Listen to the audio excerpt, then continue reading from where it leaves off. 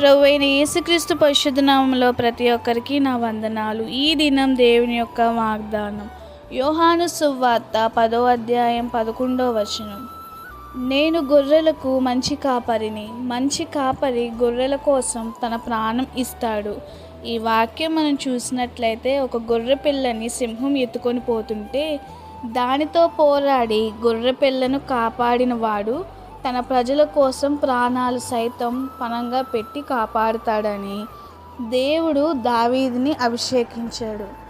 అయితే సంఘమును తప్పిపోయిన వారిని కాపాడే బాధ్యత ఒక ప్రత్యేకింపబడిన మనకే ఉంది. కాబట్టి ఈ బాధ్యతలో మనం కూడా ఉన్నాం. కాబట్టి గొర్రె తప్పిపోయినప్పుడు గొర్రె సింహం ఎత్తుకొని పోతుంటే దావీదు ఎలాగైతే రక్షించాడో ఈ ప్రజలు తప్పిపోతున్న ప్రజలని అభిషేకింపబడిన మనం లేక ఎన్నుకోబడిన మనం, సంఘంలో ప్రత్యేకింపబడిన మనం ఆ బాధ్యతను మనం తీసుకోవాలి. ఆమేన్.